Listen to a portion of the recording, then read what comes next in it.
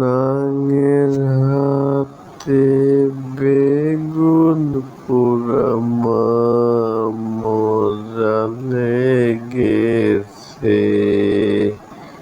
ভাতারের ভাত খাবো না মা, বলগা